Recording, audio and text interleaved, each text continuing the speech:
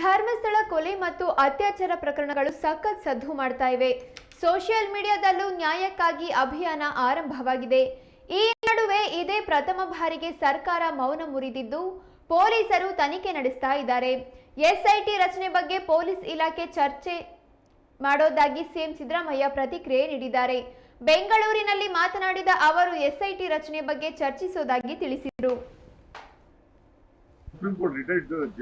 Judge Gopal ಗೌಡ್ರು ಹೇಳಿದ್ದಾರೆ SIT probe ಆಗಬೇಕು ಧರ್ಮಸ್ಥಳದ ವಿಚಾರದಲ್ಲಿ. ಯಾಕಂದ್ರೆ ಇವತ್ತು ಕಂಪ್ಲೇಂಟ್ ಲಾಂಚ್ ಮಾಡಿದ್ದಾರೆ, ನಮ್ಮ ಮಗಳು ಇಲ್ಲೇ ಬಂದು ಮಿಸ್ ಆಗಿದ್ದಾರೆ ಅಂತ ಅಂದ್ಬಿಟ್ಟು ಬಹಳಷ್ಟು ಜನ ಕೊಡ್ತಾ ಇದ್ದಾರೆ ಸರ್. ಅದನ್ನ ನಾವು ಗೋಪಾಲ್ ಗೌಡ್ರು ಹೇಳೋದಕ್ಕೆ ಅಥವಾ ಹೇಳದೇ ಇರೋದಕ್ಕೆ ಪರನೂ ಇಲ್ಲ ವಿರೋಧನೂ ಇಲ್ಲ. ಕಾನೂನು ಪ್ರಕಾರ ಮಾಡ್ತೀವಿ, ಸರ್ಕಾರ ಕಾನೂನು ಪ್ರಕಾರ ಮಾಡಬೇಕು. ಎಸ್ಐಟಿ ಮಾಡಬೇಕು ಅಂತಂದ್ರೆ ಎಸ್ಐಟಿ ಮಾಡ್ತೀವಿ.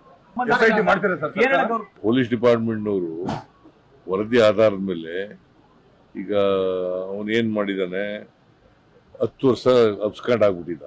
ಅವನು 164 ಸ್ಟೇಟ್ಮೆಂಟ್ ಕೊಟ್ಟಿದ್ದಾನೆ ಪೊಲೀಸ್ ಮುಂದೆ.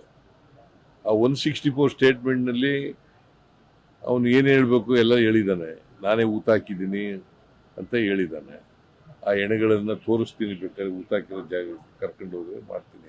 ಪೊಲೀಸ್ನವ್ರು ಏನ್ ಹೇಳ್ತಾರೆ ನೋಡೋಣ. ನಾಳೆ ಇವತ್ತು ನಾಳೆ ಒಳಗಡೆ ಸರ್ಕಾರದ ಮೇಲೆ ಯಾವುದೇ ಒತ್ತಡ ಇಲ್ಲ. ಒತ್ತಡ ಹಾಕಿದ್ರು ನಾವ್ ಯಾರ ಮಾತು ಕೇಳಲ್ಲ, ಕಾನೂನು ರೀತಿಯೇ ಮಾಡ್ತೀವಿ. ಸರಿ, ನಿನ್ನೆ supreme court retired judge Gopal ಗೌಡ್ರು ಹೇಳಿದ್ದಾರೆ ಎಸ್ಐಟಿ ಪ್ರೋಬ್ ಆಗಬೇಕು ಧರ್ಮಸ್ಥಳದ ವಿಚಾರದಲ್ಲಿ. ಯಾಕಂದ್ರೆ ಇವತ್ತು ಕಂಪ್ಲೇಂಟ್ ಲಾಂಚ್ ಮಾಡಿದ್ದಾರೆ, ನಮ್ಮ ಮಗಳು ಇಲ್ಲೇ ಬಂದು ಮಿಸ್ ಆಗಿದ್ದಾರೆ ಅಂತ ಅಂದ್ಬಿಟ್ಟು ಬಹಳಷ್ಟು ಜನ ಕೊಡ್ತಾ ಇದ್ದಾರೆ ಸರ್. ಅದನ್ನ ನಾವು ಗೋಪಾಲ್ ಗೌಡ್ರು ಹೇಳೋದಕ್ಕೆ ಅಥವಾ ಹೇಳದೇ ಇರೋದಕ್ಕೆ ಪರನೂ ಇಲ್ಲ ವಿರೋಧನೂ ಇಲ್ಲ. ಕಾನೂನು ಪ್ರಕಾರ ಮಾಡ್ತೀವಿ, ಸರ್ಕಾರ ಕಾನೂನು ಪ್ರಕಾರ ಮಾಡಬೇಕು. ಎಸ್ಐಟಿ ಮಾಡಬೇಕು ಅಂತಂದ್ರೆ ಎಸ್ಐಟಿ ಮಾಡ್ತೀವಿ.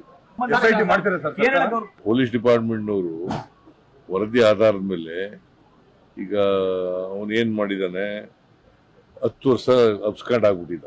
ಅವನು 164 ಸ್ಟೇಟ್ಮೆಂಟ್ ಕೊಟ್ಟಿದ್ದಾನೆ ಪೊಲೀಸ್ ಮುಂದೆ.